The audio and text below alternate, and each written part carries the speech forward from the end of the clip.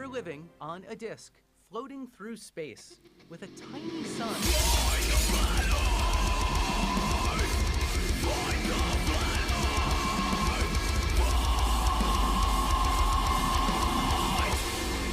Hey, I'm FTFE, welcome back to the channel that does the stupidity what Christmas is about to do to my waistline.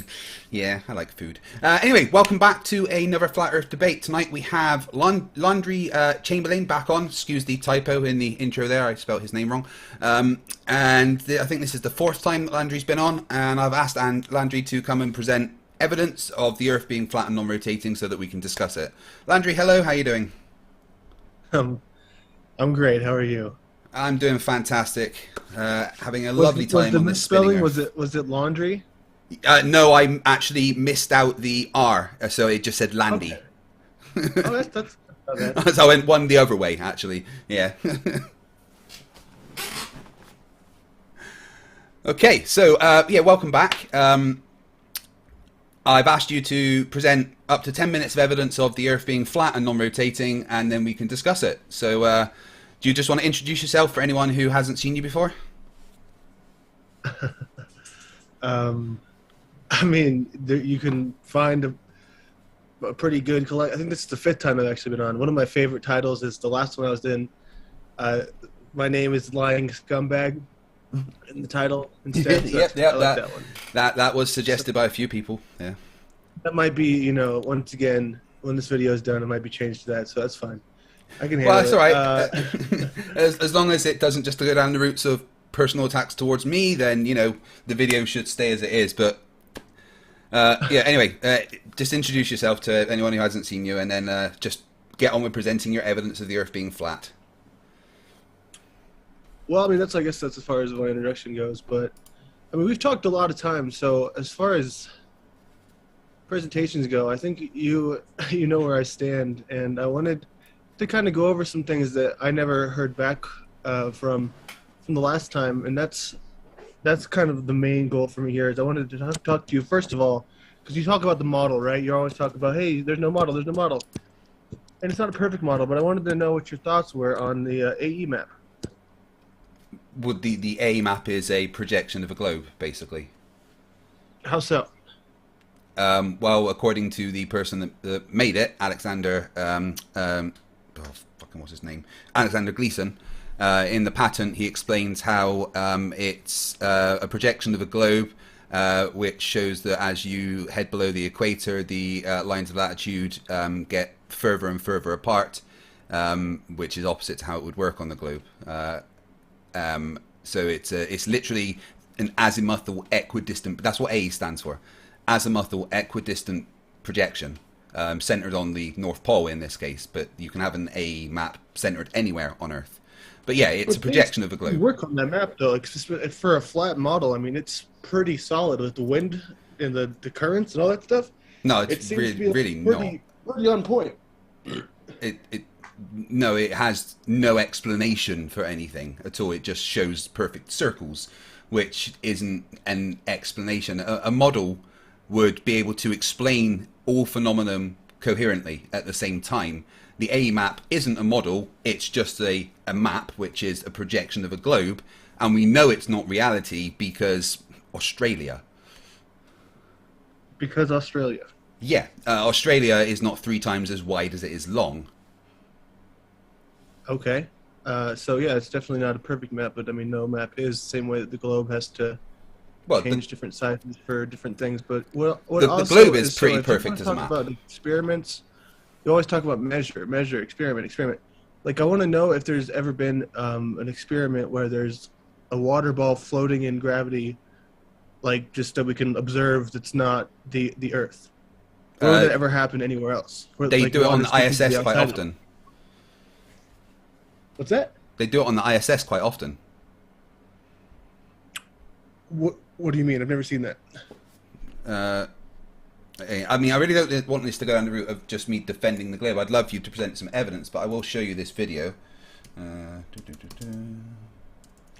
Well, I'd love to hear you defend some evidence, man, because I feel like if people assume so many things that are true, that it's pretty easy to just think that you've proven something whenever you have a bunch of, like, your job is to criticize other people's flat Earth evidence, but I mean, like when it comes back around, it's like it's never allowed for that to be the Oh, I know. conversation. I always spend all my time in these debates defending the globe rather than, actually hearing any flat Earth evidence. It's always me just defending people's misunderstandings.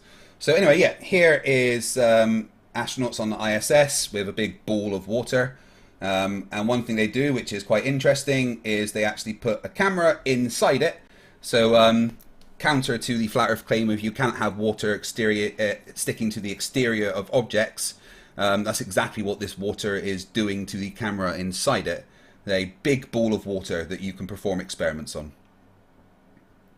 That is very interesting. I've never seen that, but what the hell? How did they get the camera in there? They literally just put it in. There's no the inertial reference frame they're in. For them, there's no acceleration. They're all moving at the same speed. So is the water. So once the water's floating in midair, they can manipulate it. And water is quite sticky as its nature. So they stick the camera inside it, and the water tension keeps the camera inside. Very fancy. When was this video from? Not sure of the exact date. It may say in the description. This was posted in 2014. That doesn't mean that's necessarily when this was done. So and there's no gravity where they're at. Is that true?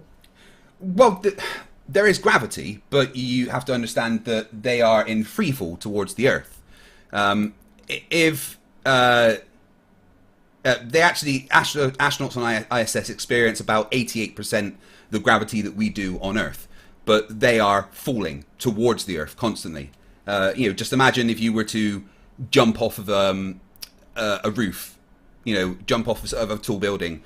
As you were falling, for you would appear to be weightless, and that's the same for the astronauts. There is gravity, but they are in free fall, so they don't experience it. Doesn't that give them like a stomachache or something? Astronauts do say the first 2 to 3 days that you're in space, you can be quite ill. It's literally called space sickness, which is quite unfortunate for the recent civilian crew that did their 3-day orbit around Earth 4 times higher than the ISS, because it was like 3 to 4 days, and it took 3 days roughly for a lot of the astronauts doing that to kind of recover from the space sickness. So, once you're used to it, like anything, I suppose you can deal with it. I guess so. Do you want to go to space one day? Is that one of your dreams? I'd love to. I don't think I ever really get the chance. I don't think it'd be cheap enough and accessible enough before I die. Maybe, who knows? And I'd have to make sure I had my prosthetic leg rather than my dodgy knee and stuff. But I'd love to go to space. Would you? I mean, I think, of course, yeah. But so that's another good thing I want to talk about, because I know you were talking about a lot of people lately saying that the guys going up into space, Richard Branson and Jeff Bezos, and it's like, oh, Captain Kirk. Now they can't. What are they going to say about this? And it's like, well, where does the space begin? Like, where is the low Earth orbit, and like, when does that finally change into space? Because I don't think that they went beyond anything anywhere one has ever been. It's nothing new. It's just like, no, it's definitely nothing new. They were in outer space. They still said that they were in Earth's atmosphere. What's new is the technology that they're using and the fact that they're trying to make it accessible to civilians. Although it's very expensive at the moment, with enough manufacturing costs and stuff, they probably could make it a lot cheaper. But Jeff Bezos and Richard Branson and that, they're just billionaires with a lot of money to spend, and I guess they wanted to have a jolly in space. But it's not anything that's not been done before. You're right, but it's impressive all the same that civilians have been put up that far. But of course, there is missions planned for a lot further, as well as the one that was recent where they went up 4 times higher than the ISS. You don't think they're like mocking you with that giant penis-looking rocket? I mean, if I had billions of dollars, I'd probably make a rocket that looks like a penis as well. I mean, Jeff Bezos, it's just how it looks. But it's not evidence that anything's fakery. And I know. How is any of this kind of like evidence of the Earth being flat in any way? I mean, I still think that for you to say that you're okay. So what does science do?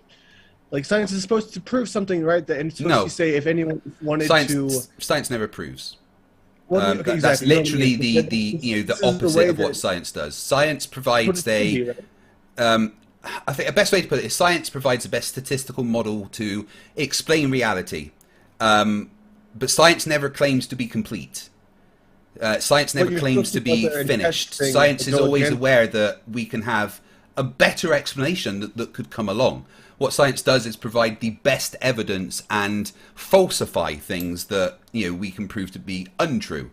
But it can never prove things to be true because that's not what science does. Proof lies in mathematics. You can prove that 1 + 1 = 2 using mathematics, and in the same way you can prove your ideas around science by providing the maths to demonstrate that it's correct. But science never claims to prove something because that would be very arrogant, and we know that we don't know everything about the universe. Well, if that was the case, then how come we, as a society and people who are in those positions that are doing experiments, they never try to test something other than what they already believe is true? They're confirming their preconceived notion about the globe. They're That's not testing it true. and they're looking for a result. How is that not true? Science will always test different ideas, and there's always many different ideas that come along. The Mond idea of the modifications of Newtonian gravity was a new thing that was suggested. There's many new ideas that are suggested and tested. Some scientists test the electric universe theory and find it to be false, but science will always. It's not about confirming your beliefs because you don't test something you already know unless you're learning how to do science. In the case of like going to university, getting a physics degree, during that physics degree you'll do experiments like Cavendish and Foucault's pendulum, which of course have been done before, but it's giving you the tools to understand how experimentation works. And then people come up with new ideas. New ideas for technology, new ideas for understanding physics in certain ways, and they find ways to test it. They don't just repeat what they've done all the time. That's how we advance. So I don't think that there's any advancements that have been made as far as our understanding of the universe, and I think it's fairly clear that people go and they try to find. They don't go with an open mind. They go to try to prove what they already think is because they're so convinced. So So we've recently made a lot of discoveries that we weren't sure of before, like the discovery of gravitational waves, clarification, and demonstrating to be true a lot of Einstein's thoughts that were never really tested before. We've managed to do that. There's a lot of new things that come along all the time. If we have something we don't understand, we come up with a hypothesis to explain it and try to find ways to test that hypothesis. That's what science is.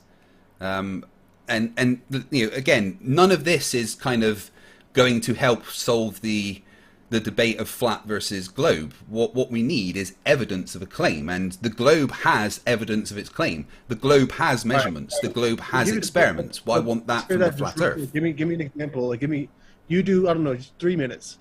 And I want to hear what I wanted you to give me evidence first. I'd love to see what that looks like from your end first, and then I'll replicate it from my side.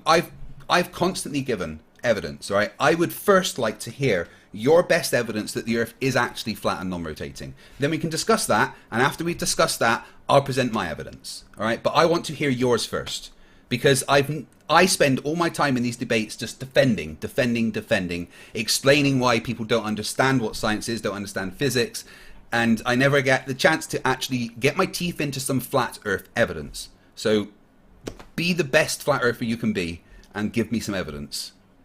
That's exactly what I'm doing, dude. The best flat Earth evidence is all the things that contradict the globe. No, nothing contradicts the globe. I want rises with eye level. You know what I mean? For 120,000 feet, like there's the horizon never curves. It doesn't. Is that one of your claims that the horizon rises to eye level? Yeah, it never curves. Well, okay, so the horizon absolutely does not rise to eye level, not even slightly. It falls away the higher you get.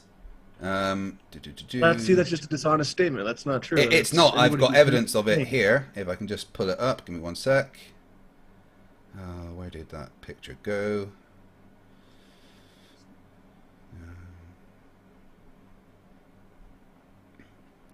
All right, okay, here we go. Yep, so horizon does not rise to eye level. This is a water level, look at eye level, because they're both the same, and the horizon has not risen to eye level. MC Toon has a photo of the moon literally below your eye level. The horizon simply does not rise to eye level. It falls as predicted by the globe. And if you go up high enough, we can actually see a left to right curvature. Is that his hand right there? How do you know that's eye level? Because the water level, the two ends of it are, they're matching, which means that the camera has an eye level. That is the eye level. That's what the water level is indicating. That's what those, two bits of liquid, the fact that they are, level with each other, that is indicating what is eye level. So you're saying, that a camera with those two in water are going to be the same as a human eye? That's what it would show, yes. So all the other things, all the other times that anyone's like personally gone up and been on a plane, and looked out, that's just all nonsense. Present a measurement, something that can show what is eye level with something rising to eye level, because it simply doesn't. Like right now, I live on the 9th floor, and like it's obviously not that high up, but if I went any higher, there's nothing that would change. So here we have a picture from MC Toon that he took himself when he was on a plane. He's literally got the Theodolite app on his phone to show what is eye level. Not only is the horizon below eye level in this case, but the moon is also below eye level. That would be impossible if the horizon rose to eye level. It's a very blurry photo. I can get a better one of it. Okay, here we go. Here's a better version of it.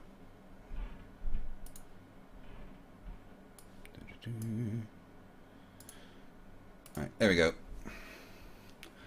So yeah, you can see this is eye level. Well, you're like 0.001 degree off of eye level, according to the Theodolite app. But it's practically completely eye level, and the moon is literally below your eye level, as well as the horizon, which obviously has to be if the moon is. The horizon. This isn't anything that I've. Like, what are you trying to say here? Are you trying to say I'm saying the horizon has not risen to eye level. The eye level is literally in the center of the screen, according to this Theodolite app. The horizon has not risen up to eye level because the moon is below the eye level. Why? That makes no sense that you'd need an app to confirm any of that. It's not something that... Yeah, well, you can't just... eye level isn't something you can literally just eyeball. I know that sounds oxymoronic, but it's the case. You need something to tell you what actually is eye level, and that requires knowing what is level. This app can tell you what is level. It can tell you if it's pointing up or down, or if it's looking straight ahead at eye level. It's actually giving you a reference of what eye level is, and that would be in the center of the screen, or a line along the center of the screen. In this case, you can see that the moon is below eye level, which would be impossible if the horizon rose to eye level. Therefore, the horizon does not rise to eye level.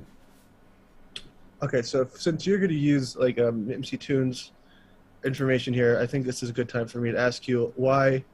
I remember that one time I posted something on your Facebook about this is that video that Jaron did in response to our debate, and he pointed out a lot of things, and you said it was going to be so awesome when you destroyed it, and you're going to take the time to do that. About 2 months ago, still nothing's come out about that. Yeah, I take a while to do my videos. I take 3 to 4 weeks to produce each video, so it's on the list. In fact, Jaren's released a couple of things. But anyway, back to the debate. Because the Earth is spherical, the horizon lies below the eye level. The angle between the eye level and the horizon is the dip of the horizon. The dip is larger as we go higher. So as you can see, this shows the further up you go, the further the horizon drops below your eye level. Therefore, your claim of the horizon rises to eye level is bunk. What I'm hearing right now is just like a lot of the same that I've always expected, which is don't trust our senses, right? It's like we can't. Yeah, absolutely. Our senses suck 100%. That's kind of a miserable life, right? To not trust your senses, because no, it's actually it gives me a very happy life knowing that I understand that my senses aren't very good, and I should not trust them to, for instance, measure the change in degrees, or to see very well, because let's trust my senses right now, shall we, Landry? I'm trusting my senses right now. The entire world is blurred. Anything more than, I don't know, 8 feet in front of me, I literally cannot see. Should I trust my senses? Or should I use the tool that is designed to make my senses better? I can't really relate. I can see just fine, so I'm sorry that your senses aren't as strong as they could be. So what about a blind person? How should they trust their senses? That's a good question, because a deaf person? Someone that doesn't have a person. sense of feeling. How should they all trust their senses? I mean, that's kind of a random. It's not obviously the normal case. Most people would not fit in that category. But I've met people who are blind. I've never met anyone who's deaf, but I mean, you know that they have a hard life, and that's for damn sure. And they wish they could have those senses because they would live a much more meaningful and fulfilled life. And it's very sad that those people don't get to do that. So it's not like. But we definitely shouldn't trust our senses for things like well, measuring the rotation of the blind. Earth or seeing if the horizon rises to eye level, because you can't just determine what is eye level by simply looking out. You need a reference tool to actually confirm what is eye level. So anyway, horizon rising to eye level, no, it doesn't. Next bit of flat Earth evidence. Well, I'm going to go back to what I was just talking about. So when you presented your 24-hour feed of the Earth rotating, like whenever Echo Star 11, Discover, Himawari, which one was it? The first one you said. So Echo when Star you showed 11, that, like I was, because obviously a lot of things come to mind after these debates happen, because you have time to think about stuff and reflect, and then more questions come up. And I guess some of the things that I was wondering is why there's no nighttime, like there's never the Earth the dark side of the Earth whenever that should be happening, right? And then also the clouds for 24 Sorry, say that period. again. So there's no dark side of the Earth. The Echo Star 11 shows the shadow going, the Earth going into darkness as it rotates. But it doesn't show the. It's not 24 hours because It was literally a 24-hour stream for like a decade. So, well, how come the clouds don't hardly move at all? They move proportionally to the Earth as they should. In fact, I've gone through this several times. You can literally watch as the cloud patterns change the amount expected over a day. No, they don't change enough for that. You can look up in the sky Yeah, every they night. do. The clouds Do you want to watch it together right now? And we'll get 2 different points of the cloud patterns and have a look. Echo Star 11 time lapse. Go right. Let's bring that screen up. Do it 1 second. Right. So there you've got the nighttime, as you can see. So let's go to daytime where we can actually have a look at the clouds. Right. So let's focus on the clouds in this. Oh, I've not got the screen up for everybody. My bad. Let's focus on the clouds here, and let's skip ahead. So there, and you can already see how the clouds have changed shape. If you look at the clouds here, you seem to have a stream that's quite strong, bringing those down more and more as you move. So you can see the weather patterns actually happening throughout the day. This entire shape of the cloud here has now changed. It's a lot more elongated. This downstream is more to the east than it was. So the clouds change the amount you would expect throughout the day when you're looking at a cloud system, a weather system over an entire country as you are here. Let's have a look at the clouds at the top and see how they move, shall we? So let's focus first on the cloud system on the left. Looks like a J there, and then as we go throughout the day, you can see the butt of the J moving towards the east. The whole thing seems to spread out, almost merging with the cloud pattern below it. Again, bear in mind, this is over an entire country that you're seeing this weather system, so this movement is quite large. And throughout the, how many hours was that? Let me go back and we'll have a look. So that was, we started about here, so that's about 2 p.m. over to here, which was about 7 p.m. So over the 5 hours, that cloud pattern has changed significantly, in line with what you would expect with a massive weather system to do. I'd like to ask you how that's changed significantly. It looks hardly different than it did before. Really? The entire shape has changed. Look at it now, and look at it now. It's completely changed kind of and moved started to over a little merge. bit, but I yeah, mean, as you would if you think expect, when you look in the that's sky, an the entire clouds that's would an move entire way weather more than that. system. Like you're seeing the entire weather system move across an entire country. Let's have a look at the weather system, the cloud pattern on the right, because that one changes even more. We'll go back to about 2 p.m., the same as we had the other one. So let's have a look at this cloud pattern here. It kind of looks like, I don't know, almost like a chicken pecking at some seed there. You can see the beak and the plume. Maybe that's just me having pareidolia. But then let's go forward a couple of hours and you can see that it's actually started to separate and other little clouds have come off of it and that are heading up. And the more you go, the more it kind of disintegrates into several different cloud patterns that head up the top. So these clouds have actually moved along this entire country throughout these 5 hours. And now it looks like a completely different shape. That's not true. Okay, I can look at it. We're literally watching it now, Landry. You are denying what is happening in front of your eyes. It's hardly moving. It's hardly let's moving. go right there. Like... There's it at 2 p.m.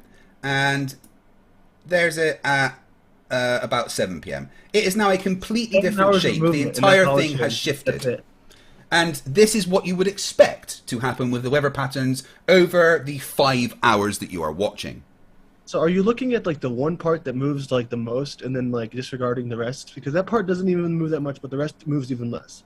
I'm looking at the entire weather system. The fact that over the 5 hours that I keep pointing out, the entire cloud system on the face of the Earth has completely changed. Have you ever seen a time lapse of a sunset where the clouds are coming in and out for like a 24 Yeah, those would be a lot lower than these clouds you're seeing here. You have clouds that are closer to the surface, which from the surface are going to appear to move a lot faster. But bear in mind, once again, these are entire weather systems across entire countries. This entire thing, you have little clouds moving up along over those 5 hours. So in those 5 hours, these clouds have moved along this entire coast and up around here. That seems like what would happen with weather. Next. Those bottom clouds. Those bottom clouds seem not to be moving at all. Well, hold on. No, they absolutely have moved once again. I don't know how you can. You're just denying what's happening in front of your face. Let's look at this dark patch just here. Let's look at this dark patch just here and watch that change. Oh, wait, the entire dark patch seemed to have spread along this entire thing. And now you've got an entirely new cloud system that's developed just to the east of where it was. So yeah, this is exactly what you would expect. Next. Yeah, of course it is. So where's the bulge of the Earth? It's there. It's like a 20-odd mile difference. That would be able to be seen. No, it wouldn't, not with the size of the Earth. It would look like a perfect sphere. It would look like a perfect sphere. You would not see the, like, I think it's a 42-mile difference between the equatorial and the polar diameters. You would not be able to see that over something that has a diameter the size of Earth. Let me see. Let me just go ahead and check what the exact 43. Okay, yes, that's what it says. Difference goes to 100. So it's not really pear-shaped now, is it? It's pear-shaped in the way that it is slightly larger below the equator than it is at the top, but it's such a small amount that we really can't see it. Obviously, Neil deGrasse Tyson was just exaggerating for, but isn't that brevity. For what your model does? Because to make the model work, you then make it to where you have that bulge to fill the extra space that your mathematics needs to have there. So it kind of works out pretty great, doesn't it? Could you please provide an example of that? I'm saying, so if you always talk about the math, right? And the distance, if we're trusting the globe, it would have to rely on that land bulge, right? For it to be, that's what they say it is. The percentage of difference is so little for most of the mathematics, it makes very, very little difference. However, you can actually calculate the difference in gravitational acceleration based on where you are, based on the bulge. For instance, the gravitational acceleration that you feel at the equator is about 0.05% less than what you feel at the poles. That's a combination of the fact that the equator is slightly wider, so it's slightly further away from the center of the Earth than you are at the poles, and the fact that there is a greater centrifugal acceleration pushing you away from the center of the Earth. So the mathematics actually matches what we say perfectly, and we don't have to fudge anything. Evidence of flat Earth. So you're just trying to pick apart the globe, which is not evidence of flat Earth.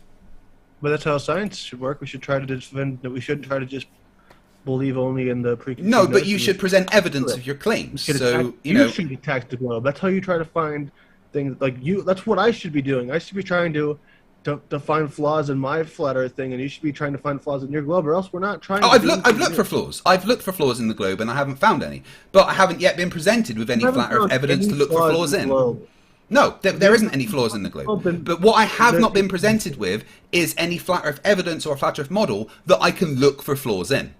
So, could you please present some flat Earth evidence? Oh, the model, like experiments, this, that, this, to do this. Like, dude, you're evidence. Landry, come on, you're just waffling here. I would really, really like some of that evidence. Every show, dude, to every person, man. Come on, dude. Yeah, having a conversation about the shape of the Earth. Grow up, so be an adult. Evidence of the Earth being flat, or what? This is what that is. Evidence that goes against the globe. No. You not understanding and strawmanning the globe is not evidence for flat Earth. Evidence for flat Earth would be something empirical that we can try and falsify. So please give me something about the flat Earth that is empirical that we can try and falsify. A measurement. Wait till okay, yeah, measurement. Okay, something that you always say is that everyone's always known that people have tested it, surveyors, this and that. How does a surveyor measure the curvature? By figuring out the radius using spherical excess. So they need the math, right? Well, yeah, that's how you would calculate things generally with math, yes. How big is the moon? Pretty big. What's the weight of the moon? I don't know off the top of my head. Well, do you know how we get these numbers? We measure them. We figured out, yeah, but how do we measure them? We can see the gravitational influence.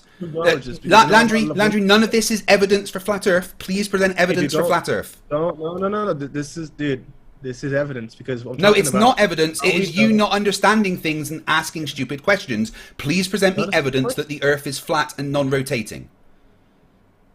It's not a stupid question, dude. It's lots of stupid questions. Okay, yeah. Right, evidence of the Earth being flat, please. Come on.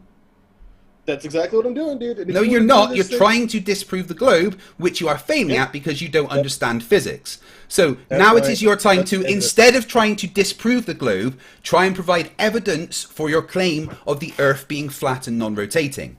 Go. So are you scared? Is that what it is? You're scared to answer the question? No, I'm not scared at all because everything you say is wrong. I just want some evidence of the Earth being flat. You agreed to the format, Landry. Now present evidence of the Earth being flat. I am. No, you're not. You're misunderstanding simple things about the globe. That is not evidence of the Earth being flat. Your ignorance does not change the shape of the Earth. What is my ignorance? Which parts? Yeah, okay. Anyway, back to your evidence of the Earth being flat. Dude, is this all you're going to do, man? That's like the best. I'm going to ask you for evidence until you present evidence, yes. I'm asking of evidence, dude. I'm asking for your evidence. And no, you don't provide evidence by asking me for evidence. You provide evidence by, presenting evidence. Showing me some measurements, showing me some science that, backs up your claim. Showing me an experiment that can demonstrate that the Earth is in fact stationary and not moving. Anything that could back up your claim. Not trying to pick apart things about the globe that you don't understand. Evidence for your claim. I can show you whatever evidence that I have. You're still not going to take it seriously, dude. I would like to see whatever evidence you have. I will take it seriously if you present me evidence. But it has to be evidence of the flat Earth, not you trying to pick apart things about the globe that you don't understand. Is what falls into your model, dude. You don't accept any other evidence. Well, if show me evidence, and if it holds up, I'll accept it. I want evidence. I need the evidence first. No. You are presenting evidence of the Earth being flat. If you are so certain. Yeah, okay, whatever. I don't care what you're about to say. It is your time right now to present evidence of the Earth being flat. Do you not have any? We are the side that says that are proud to say that we don't know exactly what the shape of the Earth is. We know it's not a spinning ball. So Or people how always to tie talk- shoelaces. You're always searching for somebody to prove evidence of the flat Earth, and you just say these words. Over Yes, and over. we would very much like evidence that the Earth is flat. Otherwise, we can just dismiss your claim as nonsense. Well, so say it's not flat. Say it's not, right? Why does that make it a globe? Because the evidence suggests that it's a globe.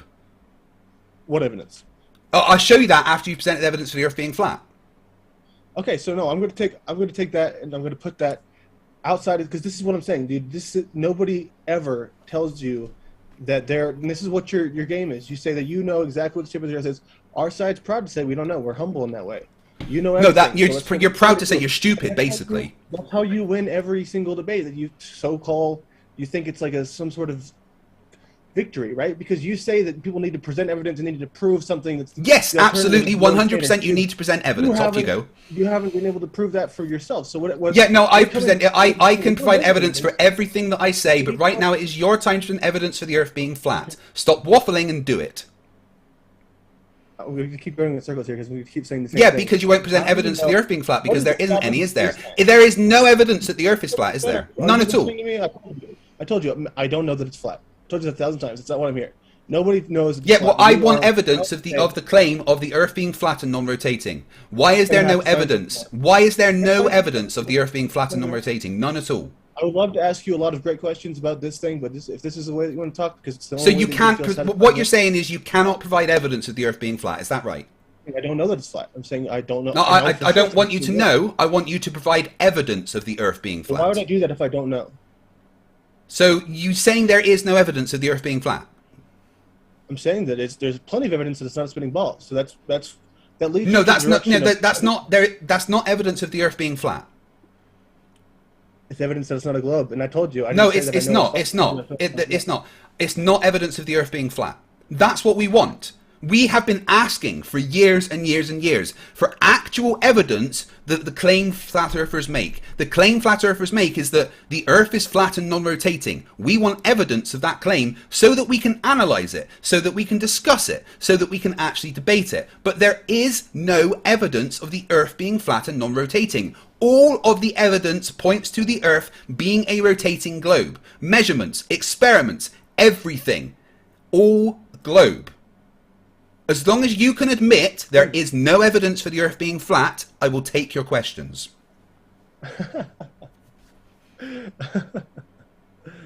What are you gaining here? Like if I say, like, you want me to just say something? I'm enjoying this immensely, just listening to your stupidity and deflection. So if you can personally admit right now there is no evidence that the Earth is flat, I will take your questions about the globe. But you have to take that step. I'm not going to. So what are we? Why not? Right. So you're saying there is evidence of the Earth being flat? I'm saying, yeah, evidence. Like what you decide is evidence isn't the all decisive, honor of the whole world's proof. Well, if you show evidence, we can decide if it is evidence or not. But you have to show evidence first. Is there evidence that the Earth is right? Right. We're gonna do this very simply. This is a yes or no question. Is there evidence that the Earth is flat and non-rotating? Yes. Please present that evidence of the Earth being flat and non-rotating. I am. Go on then. I am. I told you. These questions are exactly what it is. Questions about the globe is not evidence of the Earth being flat and non-rotating. Something empirical, please. Evidence. We need to look more into what we're told. Do you not think it would be useful if you were able to understand what you were being told? Yeah, that's why I've gotten this position. Maybe go to school. Like I've seen people who argue from your position, and that's the most unattractive thing in the realm of these kind of debates. Is like you and Iran Ra and Steve McRae. You guys make yourselves look so bad because you don't have any of your own opinions. Everything you believe is. I don't need opinions. The opinions are completely irrelevant to this discussion. Yeah, that's what you think. You get to call everything that you believe facts, and that makes you sleep. I don't have beliefs. I have evidence. Thank you. In so much as I don't have beliefs, if we're talking about beliefs as in faith, as in, taking something without evidence, no, I don't have that. I have evidence. I base my position on logic and evidence only. What you call evidence, what you call what other men have told you, that's what you think is evidence. No, not what of things that have been tested. It's easy, I bet. You don't have to ever think for yourself. It's got to be. Oh no, I pretty, think pretty that's how you get a degree in physics, is by thinking for yourself. It's not true. Did you get the? No, it absolutely is. Obviously, you've never been to higher education, so you wouldn't understand how universities work. But you don't just take things in and regurgitate it. You have to show that you are capable of actually solving problems yourself, using the knowledge that you have. Yourself. That's coming to the answers that have already been predetermined for you. No, you come to the answers on your own. Approve them. So, It's saying, are we at agreement that there is no actual empirical evidence of the Earth being flat? Is that correct? I'm not gonna answer that one way or the other, dude, because I told you this is. Well, like, if there is evidence for the Earth being flat, you have to present it to me. What's that one quote? If you cannot present me something right now which can demonstratively be tested that shows that the Earth is flat, then I'm going to take that as an acceptance from you that there is no evidence of the Earth being flat, and we can continue on to your stupid questions about the globe where you Dunning-Kruger your way for a couple of hours. Can you present me evidence of the Earth being flat, yes or no, right now? Dude, I'm happy to. I told you. Go on then. Right, let's start with a measurement. That's the most basic kind of evidence. Start with a measurement of the Earth being flat. Off you go. Who measured the globe? Yeah, that's not showing me a measurement of the Earth being flat. Yeah, well, you don't have the alternative, so... No, I've got many measurements of the Earth being curved, but I would like to see a measurement of the Earth being flat. Imagine, okay, so imagine I'm me right now, right? I want to measure the shape of the I Earth. really would not like to imagine that. In fact, I struggle to bring myself down that far. But, go on. How possible would that be? Sorry? If I want to measure the Earth right now, how in the hell would I do that without, spending my entire life on it? And even then, dude, humans are... You could go and take a class on surveying and get a theodolite or a couple of theodolites and use that. Surveyors don't measure the shape of the Earth. Surveyors would disagree with you. No, they measure certain pieces of the Earth. They don't measure the shape. They don't ever they're never. They can literally derive the radius of the Earth. It's quite easy. That would be impossible, dude, because you'd be going. So sorry, you're saying what surveyors do for their jobs is impossible. I'm sure they would like to know that. But anyway, how about one of those measurements of the Earth being flat? You got anything? And again, I'm not asking you if you've got a measurement personally. I would just like you to present a measurement of the Earth being flat. So can you present to me anyone that's ever measured the Earth being flat? Nobody's measured it either way. Oh no, it's definitely been measured curved. But can you present me a measurement anyone's ever done that shows that it's flat? You? No, I can't, because there isn't any measurements of the Earth being flat. I would like you to just stop asking me that question so you can just move this conversation forward, because it's really, all right. Okay, really let's go to a different measurement, because measurements are quite simple. What about a measurement of the Earth being non-rotating? That should be quite easy to do. Got anything like that? So you're just gonna ignore everything we just brought up about surveyors? You don't have conversations, dude. No, conversations work when you actually answer questions. So, I'm asking you right now for a measurement of the Earth being still. Surveyors wouldn't do that. Surveyors wouldn't measure motion or not. But do you have anything like an experiment or anything that could show that the Earth is not moving? Are you that afraid of answering questions yourself that you're... No, I've answered the questions. I've done this close to 600 times, and I've answered the questions many times, Laundry. I'm trying to get evidence for the Earth being flat. If you want to admit that there isn't any, that's fine. If you want to listen to what I'm saying, that'd be really cool. I'd appreciate that a lot, because I'm trying to say things and you're just going over them so fast. Okay, so all right, we're going to accept the fact that there is no evidence of the Earth being flat and non-rotating, and we're just going to listen to your questions that you're Dunning-Kruger your way. So we'd just like the chat and everyone to be aware that Landry is completely unable to present evidence of the Earth being flat and non-rotating, and instead wants to ask questions about the globe. So I guess we're going to do that. All right then, what's your first question? It's about land surveyors and what they're doing and how they would measure. So say that you're a surveyor, just imagine it, right? I know you can't do that because there's obviously things you have to learn, but you would have to measure. If you're measuring for the curve, you would be measuring mountains. The elevation of the land that you're on will be going around like crazy. It'll go up and down, up and down. So how do you even try to measure a curve? How do you even try to measure a distance if your tools are going to be not even taking into account the incline of the steepness of the land that you're on? No, they take all that into account. How? With angles. Just if it's that hard to answer, then they probably don't. Well, they do. They use angles. They use angles between different elevation points and calculate what it should be, and then have a look at what the kind of triangle it makes. And Calculate what it should be. yeah, if the Earth, for instance, if the Earth was flat, the triangles that they calculate would have internal angles of 180 degrees. But when they actually measure the triangles over elevation points that they do, they find that the triangles always add up to greater than 180 degrees, which is called spherical excess. And they can literally use that spherical excess to calculate the radius of the Earth. And they do it all the time, and it works out. So, yeah. If you want to, debate a land surveyor, that's fine. I can absolutely find one for you. That, and then you can tell them that they don't know how to do that. Oh, new free games on Xbox. That's nice. Sorry. Yeah. So yeah, it's quite easy to. Would you like me to show you a land surveyor who measured the curve of the Earth over a relatively short distance? It was quite easy when he did it. Let me just get. Give me one sec.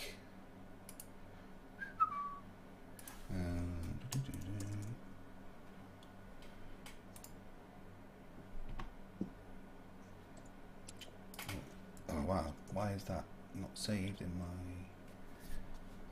Right, give me one sec, I just need to find the correct page. It's on here. I recently replaced my disk drive and I've changed where all my files are. Right, let's get it from Twitter.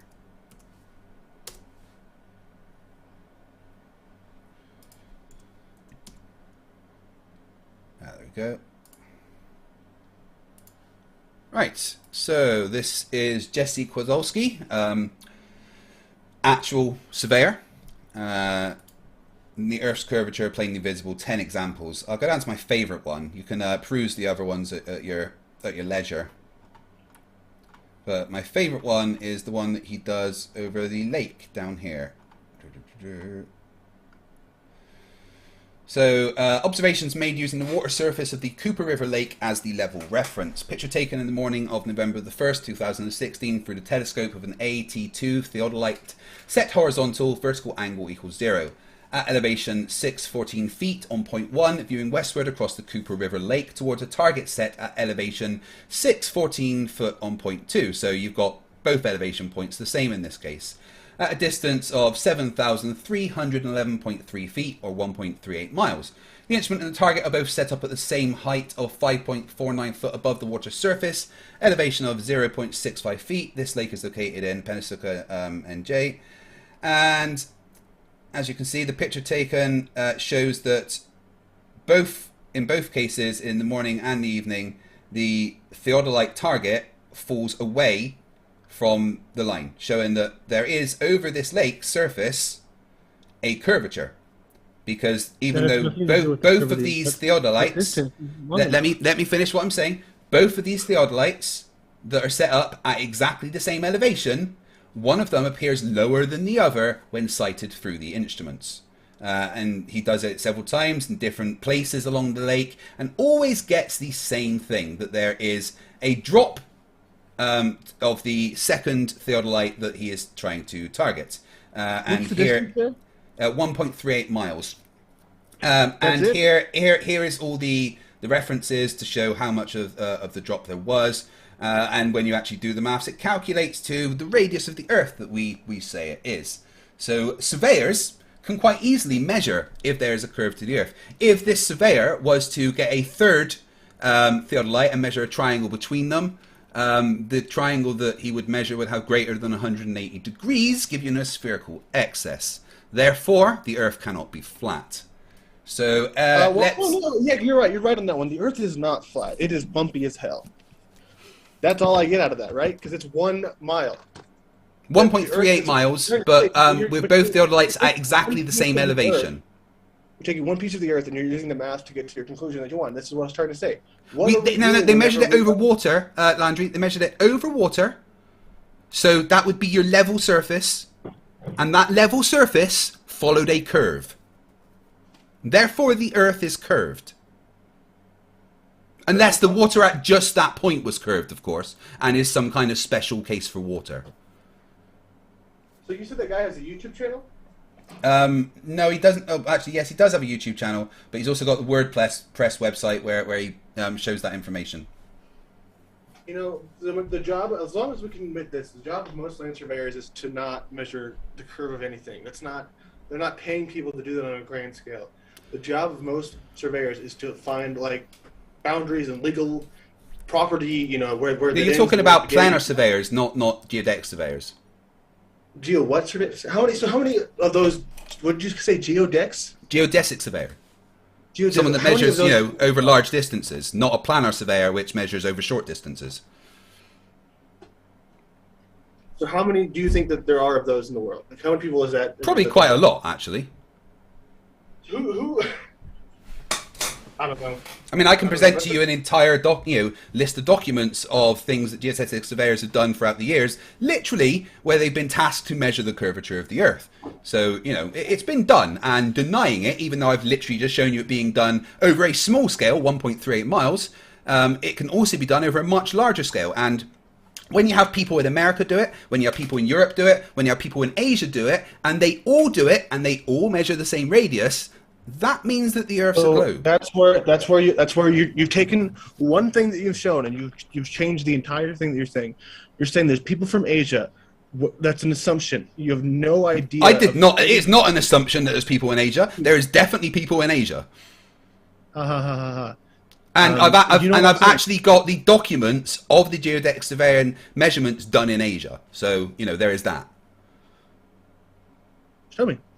You look yourself. Just go to mctoon.net/level. It's all there. Dude, okay, you and MCToon, man, like you guys gotta we're good friends. Just use each other's references. He's got a website which has all these references on. So I tend to point people there because he has gone to the effort of gathering all the citations that flat earthers always need. If you would like to see the all the measurements that have been done across the world, including the American arc of the parallel, the Great Britain survey, the literal measurements across China, then you can go to mctoon.net/level and have a look at those measurements yourself. And if you doubt them, you can learn how to become a surveyor and recreate them yourself. Okay, cool. Thank you for that. I'll do that because I care about looking and learning new things, unlike some people, because I know that I don't know it all, so it's okay. Just to remind you, though, that I am just answering your questions because you failed to present any evidence. I just want to make that abundantly clear to everyone watching. But anyway, so next question. What is the fabric of space-time? It's the fabric of space-time. It's what the universe is. It's the three dimensions of space with the one dimension of time. What's it made out of? Space-time.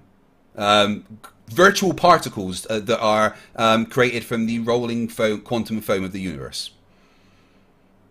So slow down. What did you just say? I said virtual particles created from the rolling quantum foam of the universe. Did you understand any of that?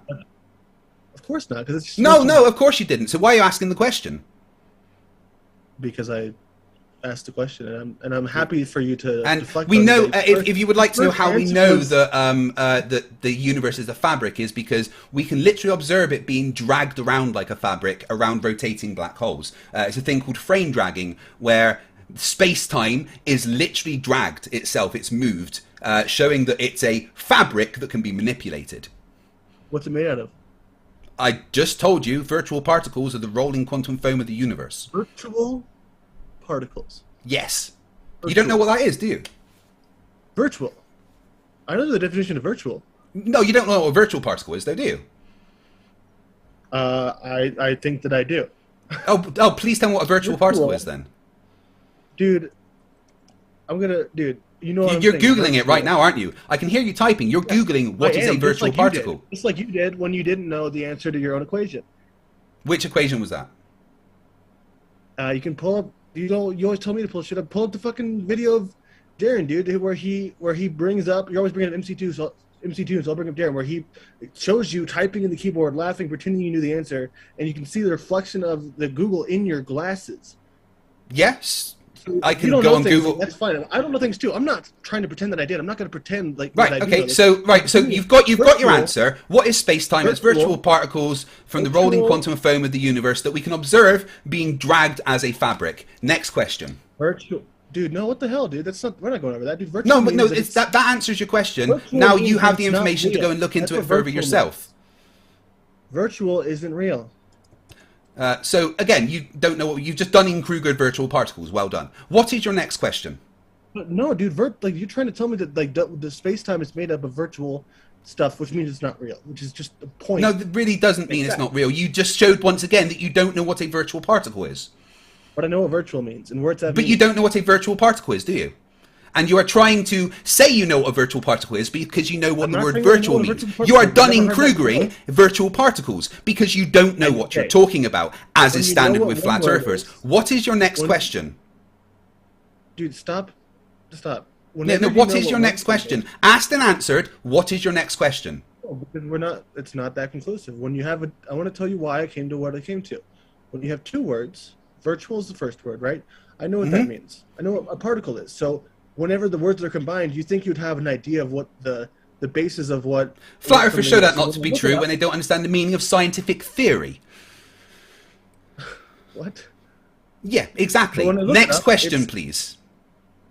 A transient quantum fluctuation that exhibits some of the characteristics of an ordinary particle while having its existence limited... Hold on, I click on it. Limited and... Where'd it go? There you go. Theory. Like... As the Rumpus just points out to me, actually this is a very good point, the Casimir effect, which is the force between plates in a vacuum, is verification of the virtual particles. They have a real effect. And that is literally what space-time is. Space-time is virtual particles, popping in and out of existence from the rolling quantum foam of the universe. You would have to understand quite a lot of quantum mechanics to understand that sentence, but you don't. You use your own mind and understand that it's just a bunch of gibberish. It's just a bunch of nonsense. Yeah, of course, you don't understand it, so it's a bunch of gibberish. What is your next question? Oh man, you're very funny. I'll just have a look at my phone whilst you're getting the next question ready. I'd have to think, because I'm having a conversation, and you're...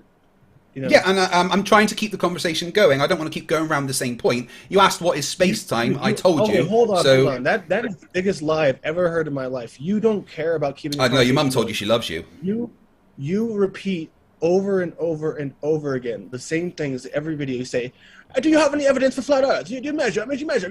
You never have a conversation. You never move anything forward. You repeat yourself all day. I might have missed you asking the next question there. What was your next question? Anytime I say anything about something like that we're saying a point on, you just move right over as soon as you're done with your part. Because nice. Fisk is back in the MCU. You don't want to go over it. So that's kind of nearly time for Spider-Man no way home. You have it in you to say that you don't want to be your pet. Oh, the best open world games of all time ranked. See, exactly, dude. You don't. Yeah, so I'm just waiting for you to ask the next question. As soon as you're ready to ask me the next question, we can continue our conversation. You know what I mean? You would show interest in it, but you don't. You don't show. The thing is, I've answered your question, and I'm waiting for the next one. Why can't it be related to the last one? Well, go on then. Ask me another question related to space-time. So you say that you know what the first thing that you said, by the way, was that the fabric of space-time was made of space-time. Can we get that on record? But that's what space-time is space-time. That's the fabric of the universe. That's what it is. But if you want to go deeper into it, then the fabric of space-time is literally virtual particles. That's what it is. And we can see that it's a fabric that gets dragged around by giant, massive rotating bodies. So I've answered the question.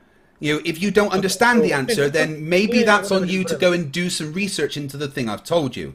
I would very much like to, have another question because I don't like going round in circles. Me too. Me too. So, I guess there's another one that we gotta... Oh, have you seen... Because it's kind of a funny one. Have you seen that one video of the astronaut doing cocaine? No. I was just curious if you saw it. It's pretty funny. Cocaine. People do cocaine. So what? It's a good answer. That's a fair point. People do cocaine, so I like that. Does the sun move in space? Yes. Okay. It's orbiting the center of the galaxy. Okay, and so what is the galaxy doing? Is the galaxy moving? The galaxy is orbiting the Great Attractor. What's the Great Attractor doing? Probably moving through space itself. I think the proviso to this question is that the understanding that you understand that there is no absolute motion, right? That all motion is relative. Do you understand that? do I understand that all motion is relative to motion? No, not all motion is relative to motion. That all motion is relative. There is no absolute motion. That's a very, very important part of physics, and we can't really continue the conversation about movements through space and stuff unless you understand the concept of there being no absolute motion and all motion being relative. Do you understand that, yes or no? You're saying motion always has to be depending on something else? It can't move. Yeah, motion is relative. Do you understand that? Dude, I asked you a question. Do you only know like definitions and you can't even like actually respond to anything that I'm like saying without using the words that have been I mean I don't know how to say it more simply. Motion depends on relating it to something else. You know, you can't just have an absolute motion. Motion depends on its relative, something being relative to something else. That's fine. Which comes back to the phrase all motion is relative. And if you understand that, then we can continue the conversation about motion. I would like to make sure that you understand it. So what are you're saying that if I jump up, I'm doing more because the Earth is moving? And so no, I'm saying if you jump up, your motion is relative to the ground, which appears stationary to you. That is relative motion. Okay, yeah, we can accept, right? we can accept that. If you are on a train, okay, and you know the train's moving forward really far, and you stand in the middle of the train and you jump up and down, right? For you, you've just gone up and down. But if there's an outside observer watching you inside that train, you trace a parabola through space, right? For him, the motion is relative to the fact that he is observing it from the outside. To you, the motion is relative that you are on, even though the train is moving. To you, the floor of the train is stationary. Motion is all relative to something else. There is no absolute motion. Okay, I agree. So, what is your question about motion in space? Because you were going somewhere with it.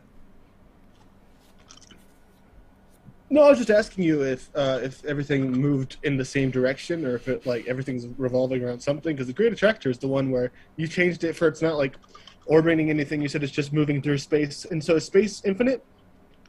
It might be. We don't know.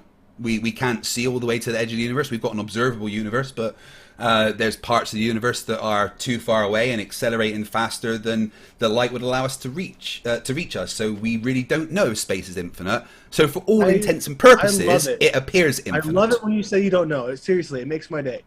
Because that makes you seem like the science never claims to know everything. That's the thing. Claims to know that the Earth is a ball.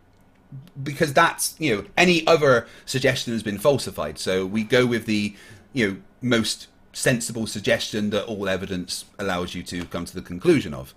If there was any evidence to present otherwise, you know, if there was some decent evidence that came along to show that the Earth was in fact flat, then science would change its mind if it managed to falsify the Earth being a globe. But that has never happened. But anyway, what is your next dumb question? Sorry, question. So,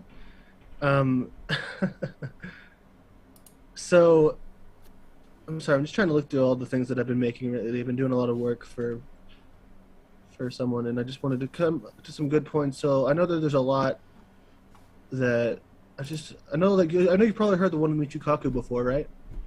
Yeah, what about him? Think of his quote about how, you know, in cosmology we're often off by the 10 to the power of a really huge number, like 220, I think.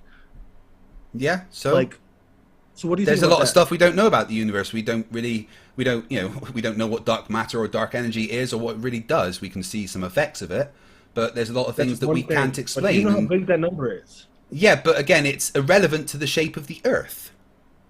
That's a part of cosmology. The shape of the Earth is irrelevant to the movement of galaxies due to dark matter, which is what Michikaku is talking about. He is not talking about the shape of the Earth. You are quoting him out of context. Talking about cosmology. You are missing context out to make him say something that he is not. I'm not talking about the Earth being flat. I'm just proving that you don't know what the hell you're talking about. Okay? I know exactly what I'm talking about. Thank you. No, you don't. You don't. Nobody does. Nobody knows. You believe. No, we believe don't have beliefs. We have evidence, and we go with that evidence. So So. anyway, So next Can question. you see the dark side of the moon during a new moon? No, Good answer. You got that one right. we only see That was one fun. side of the moon. It's tidally locked to us. So. Do you know what another tidal one. locking is? Sorry, what'd you say?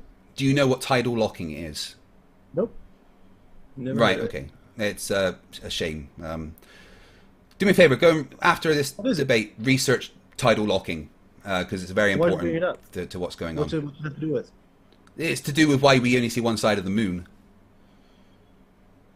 Well, no, I just asked you It's to when see the moon. it's when a body's too big for it to have one single gravitational calculation because it's very big compared to the center. So the front of it will experience greater forces than the rear of it. And when it's moving away from the Earth, it tugs and pulls and ends up with the balance of it being that one side will always face us. About 80% of the moons in the solar system are tidally locked to their bodies. So, that's why we only see one side of the moon. Anyway, next question. You haven't found any holes in the globe yet, either. You just asked questions.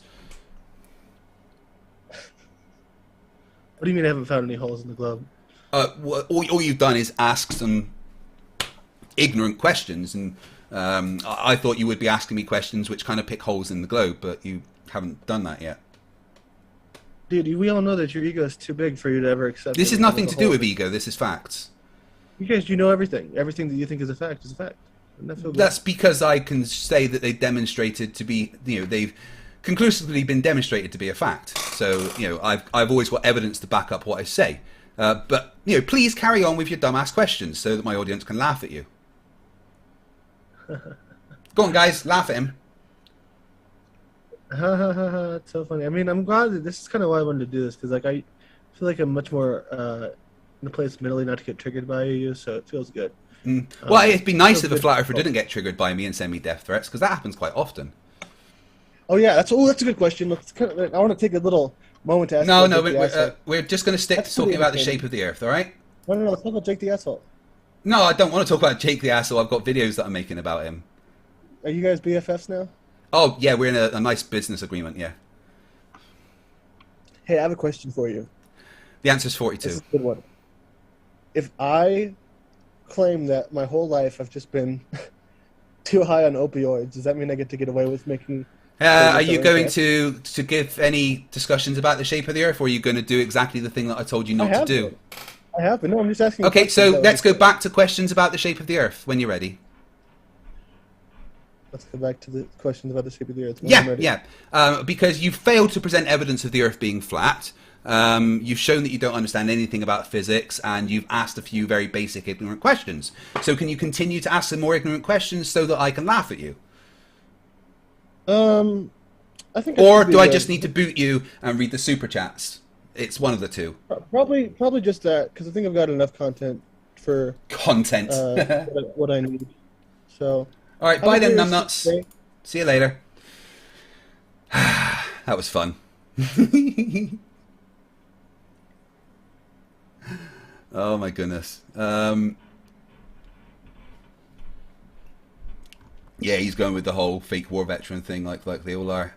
Instead, in fact, what I'm going to do, I'm going to show you the agreement that he had with me. So here we are talking about it thing, and cool. Will you agree to stick to a format? What's the format? 10-minute presentation of evidence to support your claim of flat, non-rotating Earth. Then we discuss your presentation. And he says, don't you think your viewers are perhaps looking for something a bit more new, a bit more unique? I said, no, they want flat Earth debates. That's not what I'm saying. I'm saying the format's getting old, is it not? And debate can happen without the same pretty predictable format. I said the format's popular, it leads to discussion. Call it popular if you will, it's still basic. I'm pretty sure we can do better than that. I said, I don't need to. I like the format. And he says, whatever, deal. So he agreed to the format of coming here and presenting evidence of the Earth being flat and non-rotating. He agreed to that. I also told him to not go with the You turned into a dick and tried to expose me when there's nothing to expose, blah, blah, blah. So I told him not to go into that nonsense of the flat earthers trying to do what he's doing. He says, hey everyone, go check out FTFE exposed video on Jeranism's channel. Part 2 will be coming out soon. Oh, I love it when Jeranism does videos about me. Because I've got a couple of in the 2debunk folder. The flat earthers can't stop talking about me. They literally love me. I mean, they send me nice emails and make videos about me all the time. I don't know what he thinks he can expose me about there, where I just exposed his complete and utter ignorance about absolutely everything. Ozion Talk said, did I miss evidence for a flat earth? Yeah, you did, buddy. Yeah, you did. Alison, $5 says, Landry, why do I have to account for globe wherever I want to calculate my flight distances? Why is there no flat earth equivalent? Yeah, you know he can't answer. Screwy Louis, £2. How many people are part of the globe conspiracy? It would have to be millions. String News 1, $5 says, get on with it. Yeah, flat earthers don't do that. They don't do evidence and getting on with it. They just talk nonsense and try to call you a liar. Blah, blah, blah. Hail Satan for 99 cents for no message. Thank you very much, dude. Philosopher King Gaming, who's been a member for 11 months, says Landry needs to answer why his citation from Philosophy of Cosmology directly contradicts how he uses it. Yeah, because he doesn't understand anything he's talking about. That's why. String News 1, who's been a member for 22 months, says FTFE sent me to space camp and all I got was this lousy fake super chat. Area Guan for £10 says if Landry presents any actual flat earth evidence, FTFE will get another tenner. Oh, damn it. I missed out because he couldn't present evidence. Alison for $2 says, does looking at your feet mean that they are eye level? New member, Philip Gate. I'm sorry if I said that wrong. Gate. Thank you very much. Welcome to Scrappers. Lord Luminous Pooh for $5. No duh. You get the same answers because they're the correct answers. If you've got different info, it would suggest deceit. Lyric Edge for $2 says, not much, but for post-op, best of luck. Thank you very much. Puppy Kicker for 100 Nokias. Laundry, are you a twin? You spelled twat wrong.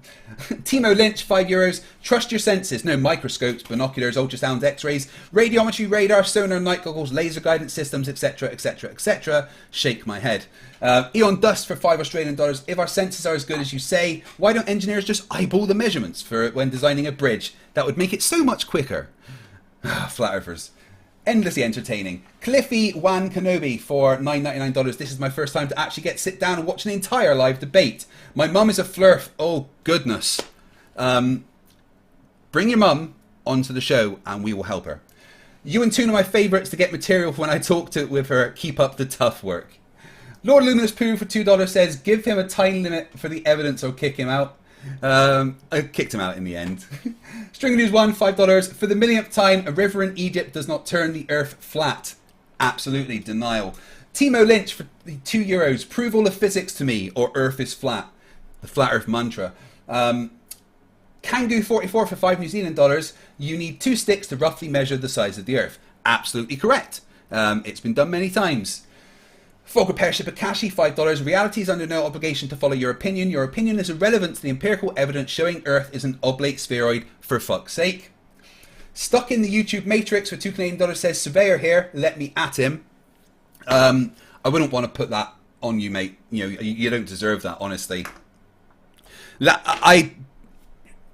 Landry's a complete and utter dipshit and a piece of shit. A hideous human being. And, you know, having him on was kind of like just so I could point and laugh at him one last time before I completely ignore him for the rest of my life. But luckily he is friends with Jeranism and Dearth. So this is going to lead to them making some content that shows how completely ignorant they are whilst trying to expose me for something that didn't really happen. Brilliant. Love it. P. Barnes, $10 Australian. The resulting sonic boom of surveying results whooshing over Laundry's head just broke my windows. Thanks. The Fat Earther, $5. Just because you don't understand math, science and physics doesn't make fight wrong. He's not just offering up definitions. T-Grass Horse for $5. Science is designed to confuse and subjugate the uneducated. It does seem that way. Area Guan for £10. About 45 minutes ago, I offered Craig another tenner if Laundry presented any evidence. He hasn't. Nevertheless, Craig can have a tenner because he is so much more patient than me. Thank you very much. I really do appreciate it. Knights and Castles for $5. Geez, what's the point of asking questions without even knowing school programs? Yeah, he would need some basic understanding of the world around him for the questions to even make sense, really. Fogger Persha Bakashi, $5. Belief. You keep using that word, Laundry. I don't think it means what you think it means. Only you belief is you, Laundry. Your belief in Dunning-Kruger. Joey Oakley for $1.99 says, is Nutter evidence? No, it's not. Fogger Persha Bakashi, $2. Why was the vaccine douche allowed back? Because I wanted to laugh at an idiot, really. I enjoy it. Near Cole for $5. Thanks for the Severian info and giving me more things to research. Here's a $5 for you. Thank you very much. Seriously, go to mctoon.net/level and speak to a surveyor because they know a lot more than me. I'm not a surveyor. Gaza, the random reviewer, has been a member for 10 months, says Laundry is as dishonest as he is delusional. Judy Bassett, €5. This was fun. Absolutely was. Thank you very much.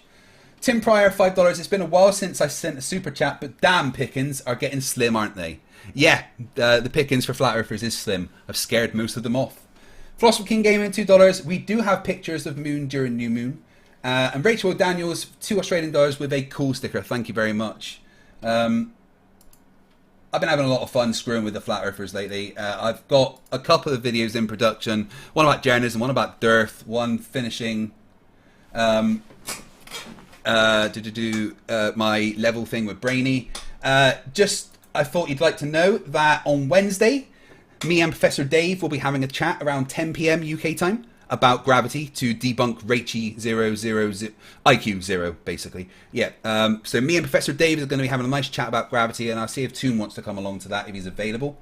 I'm looking forward to that, very much so. Rumpus, I saw you in there. Would you like to come on for a wee chat? I'll send you a link. 2 secs.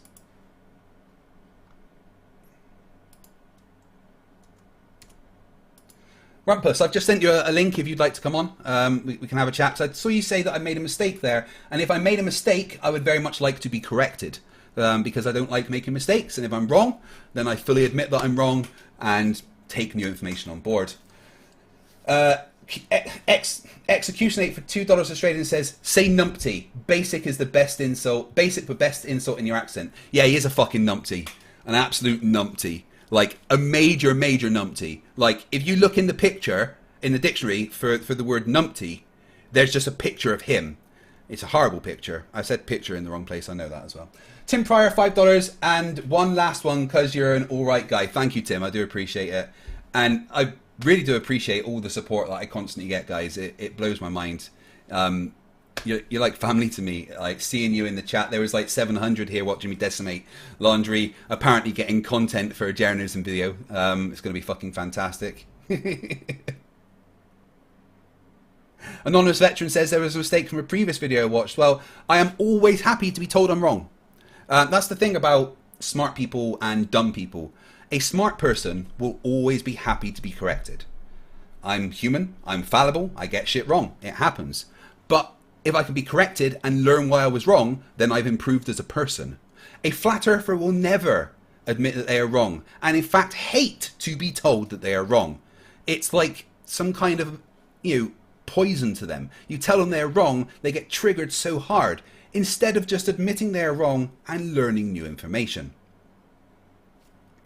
Oh shit, I shut the meeting down, so Rumpus won't be able to join that one, so I will send him a new link.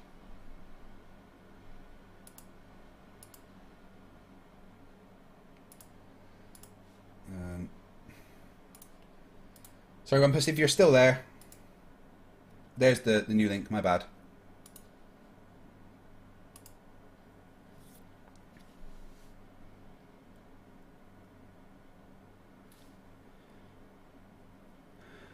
Literally the only thing he said wrong was 0.01 when it was 0.1. Okay, I'm not sure what that was in relation to, but I'm happy to again be corrected.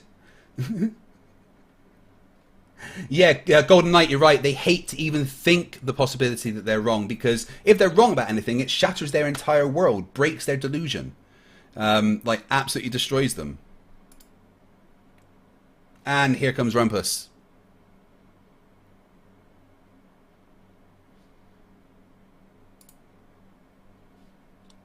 Hello.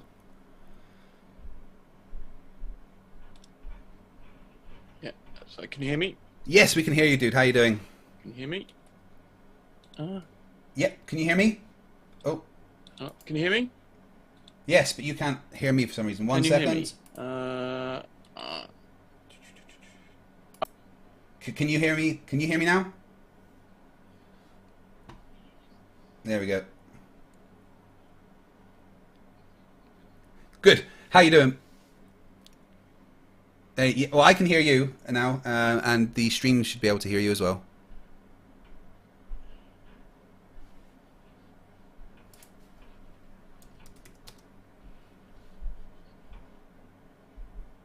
I think I've broken it.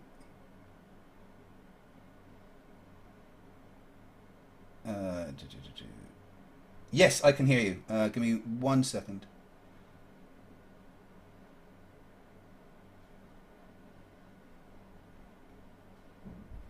Yes. Yes. Yes. Give me 1 sec. What have I done?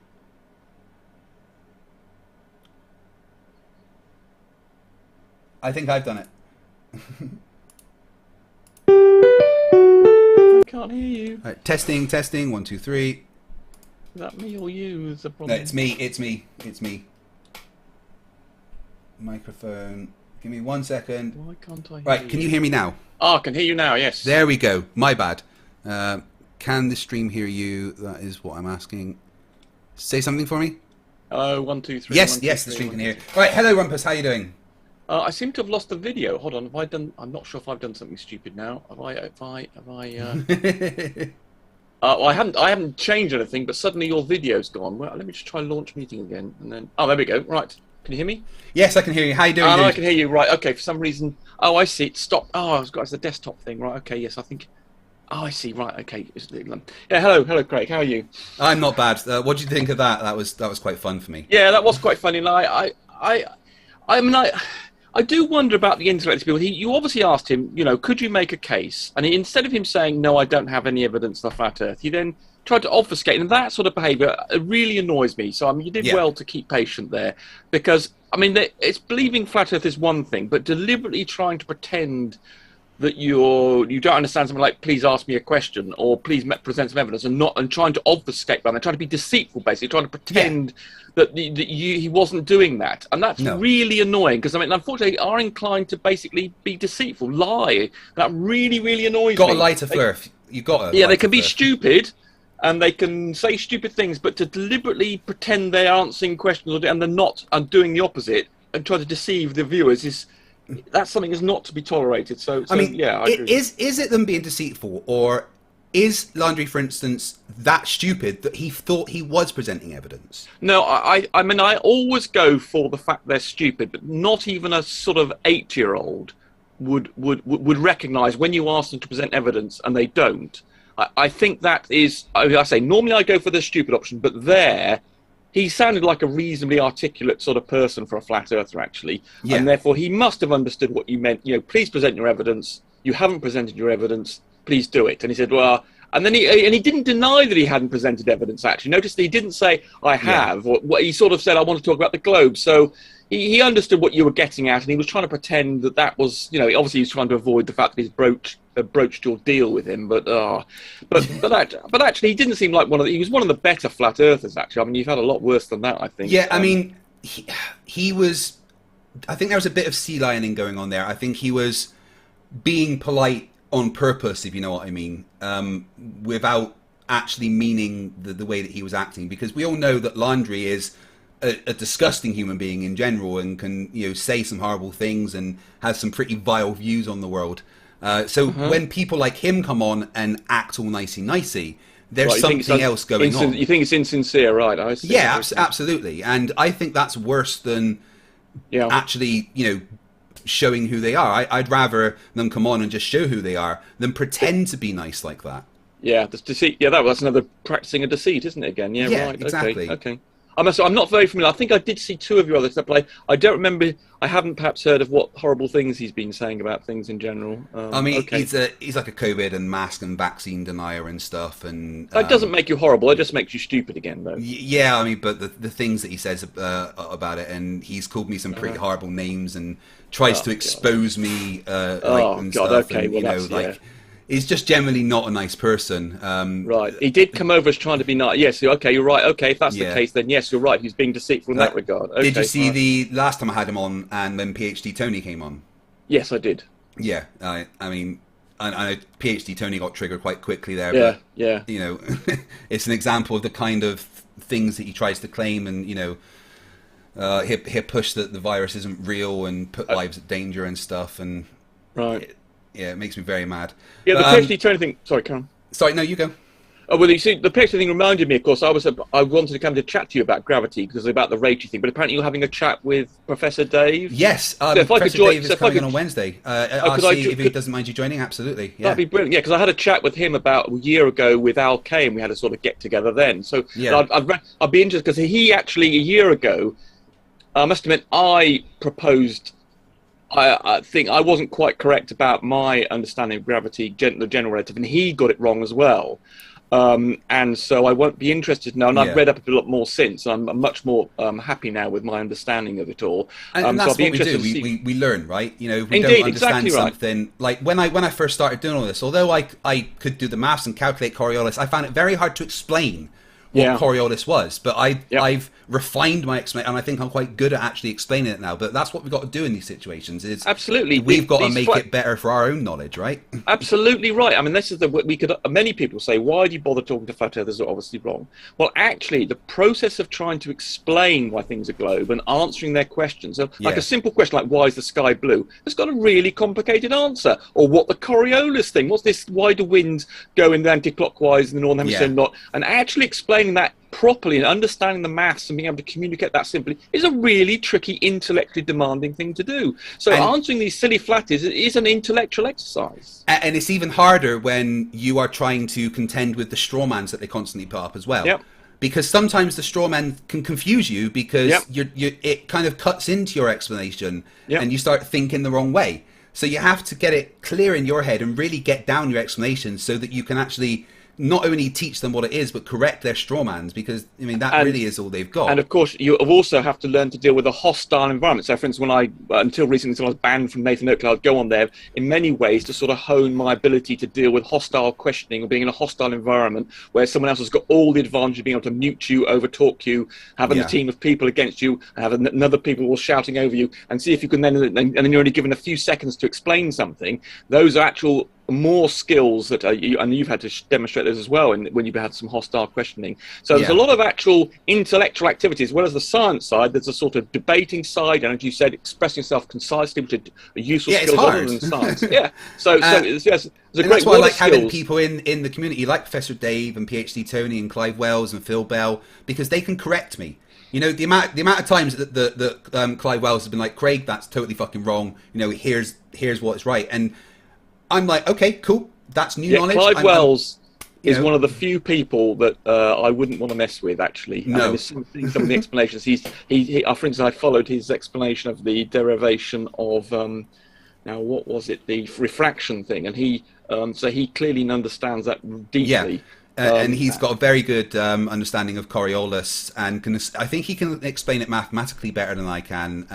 And he kind of corrected me on the way that the east to west Coriolis is generated and stuff. And you know, I don't mind if I'm wrong. I don't mind being corrected. You know, because that's how you get better. Exactly. I mean, but you tell a flat earther they're wrong, and they freak out. Yeah, I mean, this is a bit like the room. There's the statement, the aphorism is that if you're in a room where you're the smartest person in the room, you need to get in another room. Yeah. Tim Fryer says, okay, I lied one more time. You told me a couple of times you're going to troll Oakley again, been waiting. And don't worry, I've got something planned. Give me a couple of weeks, because I know at this point get back to Oakley, but oh my god, I'm going to have some fun with him.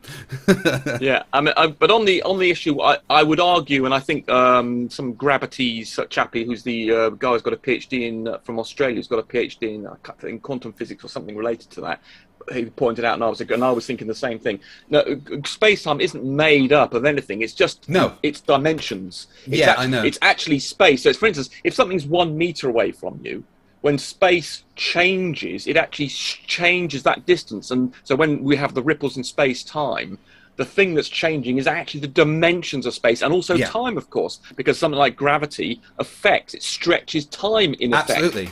And so that's one of the things I was trying to fabric. get across with the the frame dragging around a rotating black hole is that it won't only drag space, but it will drag time with it.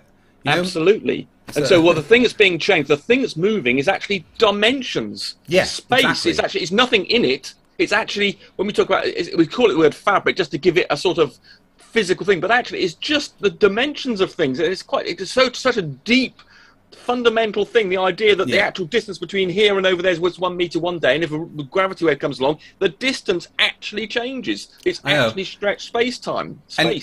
I mean, it's not really quite correct to say space-time is virtual particles either. I mean, space is full of virtual particles, but I mean, that's right. That was a way of getting around that kind of, well, what is this? What is, the circular reasoning that he was going. I kind of gave him an answer that, well, this is what space is kind of made up of. This is what is there. Yeah, that's different. Well, that's different. What it's made up of is different to what space-time is. But in his head, that's what he wanted, right? He wanted me to give him, well, space-time, what is it made up of? And there isn't really an answer to that, like you said, apart from dimensions. It's dimensions. It's the fundamental, the fact that something is 3 dimensions, the space part of it, and it has a distance, and that's it. It's where things live. And it's not about the contents of it, it's about its dimensions, and that includes time. There's so much that they don't understand, that the explanations that you sometimes have to give can lose context and not be completely right. And it's something I don't like doing, is breaking down something so far that it loses enough context that it can be kind of misconstrued. Like when you're trying to talk about gravity not being a force and stuff, right? That's such a nuanced subject that if you just say simple things like, well, gravity's not a force, F equals ma, it's very hard to misconstrue what the actual meaning behind all this is. Without going into Einstein's tensor equations and explaining why it's actually energy and not mass, and then you have to use the equivalence principle. It's very hard to keep it correct. That's the thing I was interested in when you were having that discussion with Rachel. I felt that you possibly could have done a bit better in dealing with the questions. And, no, absolutely. And the key point that I was when we were posing to have a chat, perhaps it was with Dave, is that the difference between the difference between the Newtonian model, which is there's a force between them, and the Einstein thing is there's an acceleration. And the F is equal to ma means, and in fact, actually, so initially this was my slight problem about over a couple of years ago, when I was thinking that when we talk about the Einstein field equations reducing to Newtonian, what they reduce to is the acceleration side. They give you an acceleration, which of course means related to the force. If you, for instance, if you think about a centripetal force, the way you work out what is the force required to hold a string, say a tennis ball on a string and whiz it around your head, way you work out is what is acceleration is required for the ball to operate that motion. And then you multiply by the mass to get the force. So that you have a rotating reference frame, and that means that to get the force that's involved in that, you work out the acceleration, there's an acceleration involved, and then you multiply the mass to get the force. Whereas the Newtonian model is you start off with the force, and that gives you an acceleration. Of course, we know that F is equal to ma. But think of what that means. When we talk about F is equal to ma, but think of the reverse. Think of something like A is equal to F over m. That's acceleration is the force per unit mass. So the relationship between force and mass is incredibly close. So you could have, if you have an acceleration, they're related just by the mass. So there's just this constant mass. So if you can either have so in other words, if you didn't know whether it was a force responsible or an acceleration was responsible, the only difference is that constant of m that relates the two. So that's why it's very difficult to work out when Newton said it's a force and Einstein said it's an acceleration. Well, and in fact, the reason he decided it was an acceleration, the model went for, was because everything was affected in the same way, and it's mass independent. And so, because you multiply the mass, and he spotted the fact that you do the same multiply of mass of things like centripetal force to end up with a force, and therefore he said it must be an inertial force from that logic.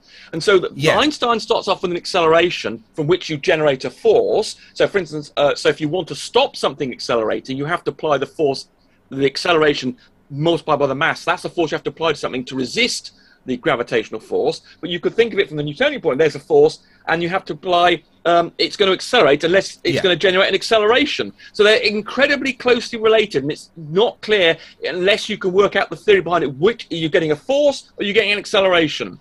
And Einstein worked out it was the acceleration you were getting, and Newton thought it was a force. So that's the difference between them. But at the end of the day, F still equals ma, or exactly, you get the same result. F over m, and this is Ricci's problem. Is like, well, you can't just calculate a force into existence. Well, you kind of can. If you have an acceleration. If there's a mass and it's accelerating, there is a force. It's as simple as that. And she wants to say, where does that acceleration come from? Where does that? You need to give me a reason for that acceleration being there. Well, you do, of course, and we do that by the fact that in the model, in the Einstein model of acceleration, because remember, in space-time, even if we're stationary, if we're just standing on a stationary planet, even we're still moving through space-time because time is changing. So we are flowing.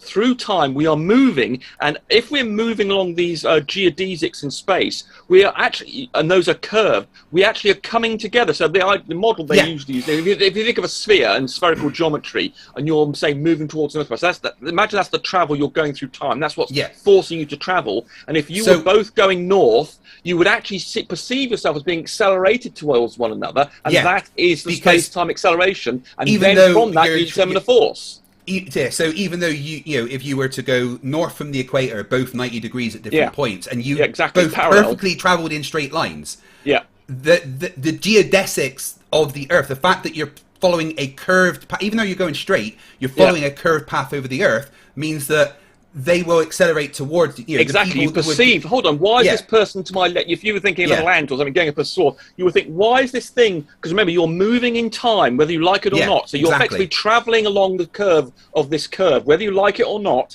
And then this other thing was parallel to think, hold on, we started off on the same course and we're coming together, no matter, without doing anything. So there appears to be an acceleration towards each other. And exactly. That means there's masses, they've accelerated, there's a force, because F equals exactly, because you multiply, because you've got this acceleration as a result of you flowing through time, then to get the force, you multiply by mass, and then you end up with a force. But Newton obviously said, well, hold on, we've got these two masses, and then we didn't obviously know about the flow of space-time. He just said, well, okay, and he didn't know about relativistic effects and stuff as well. Which exactly. Einstein explained that it's not it's limited by the speed of light. Gravity would propagate at the speed of light. You know, it wouldn't be what caused Newton, and he spotted that problem. He realised that when this is the thing he was denying in his letter.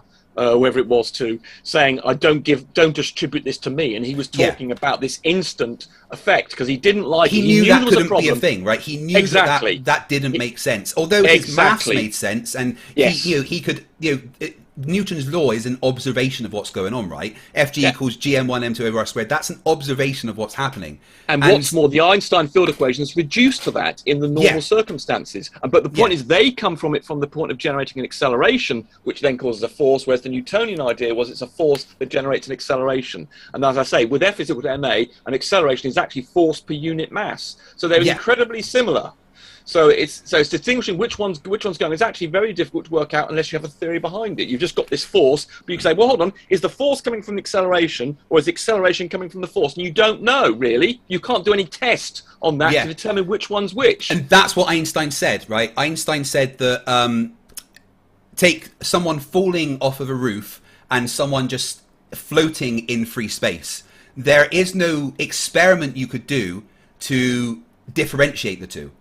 Exactly, the equivalence principle, Yeah, exactly. You know, and in a lift, if with a falling lift or something, or a raising up lift, or in gravity, you can't tell the difference between those two things. So acceleration, this is something I had a problem with at university. Think, hold on, you're telling me that acceleration is exactly like gravity? That seems very weird to me. And there's lots of little diagrams to do with cones and things that actually demonstrate they are exactly the same thing. And this acceleration, due to this curving, because of this flowing of time, and you're moving along these geodesics in time, whether you like it or not, you can't stop that.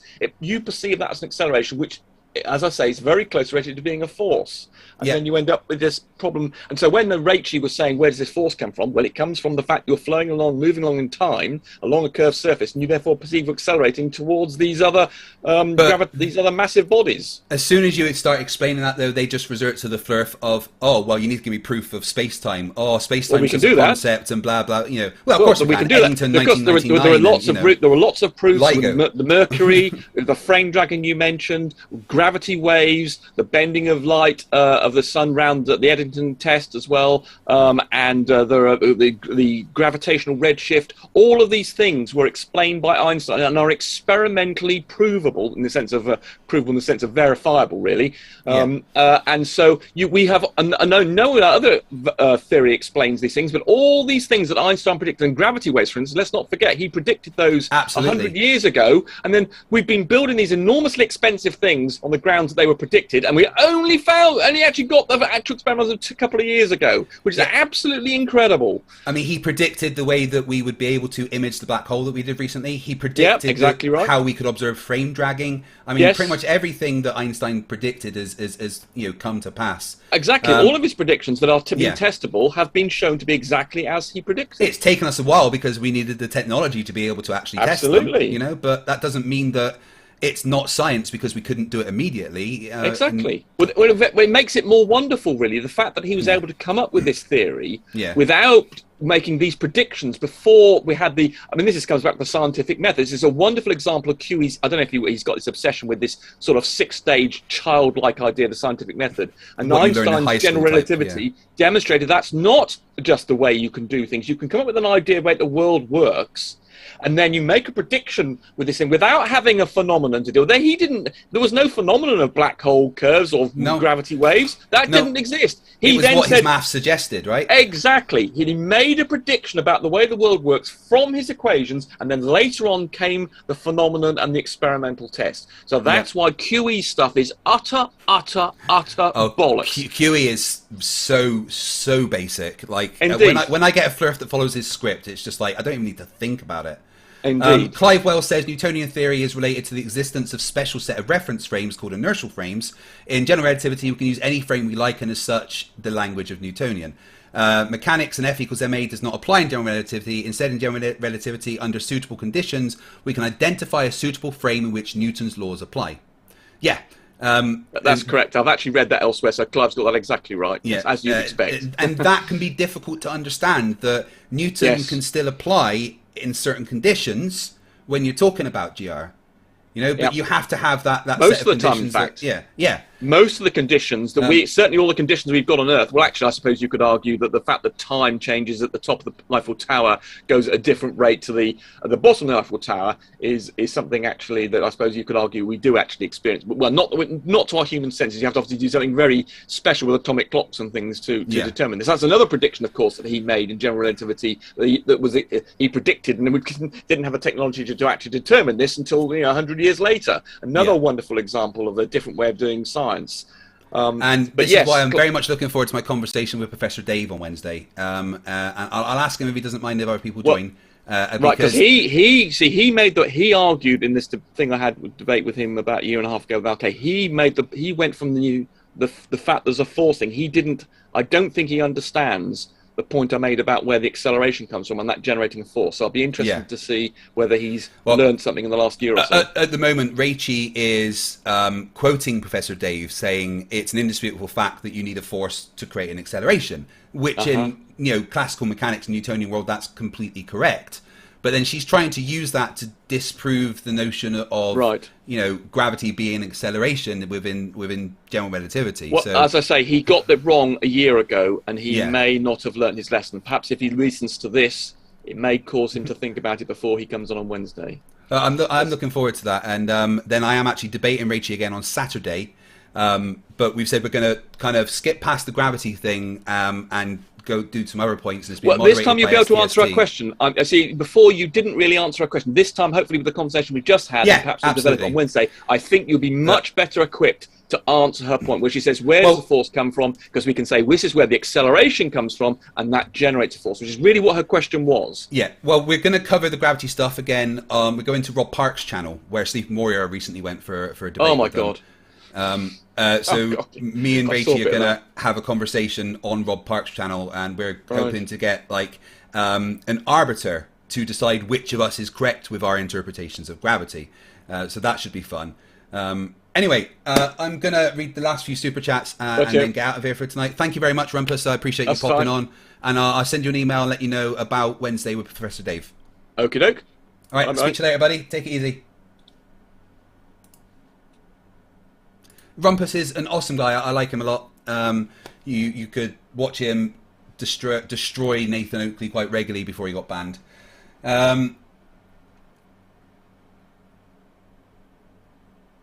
Waikikamukow has been a member for 9 months, says, you are wrong. Pineapple does belong on pizza.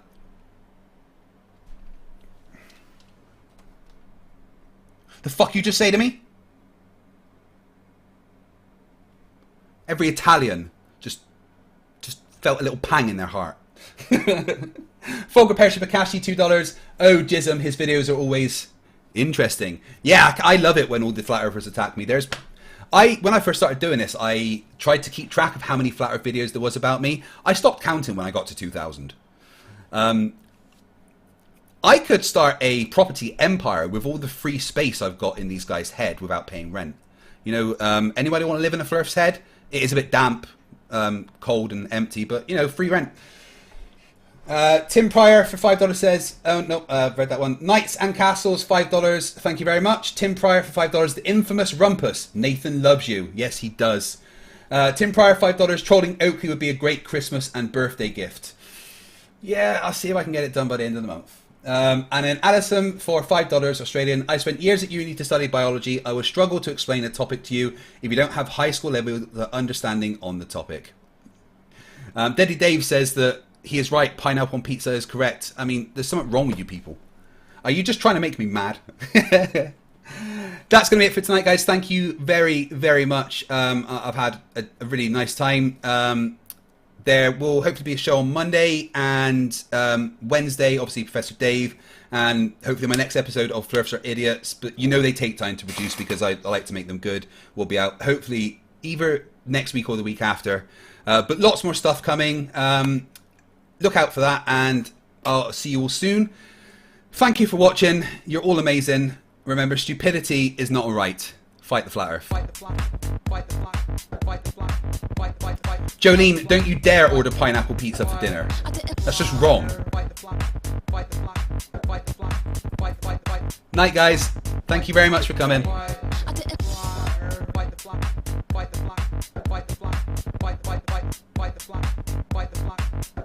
Hope you enjoyed my destruction of laundry.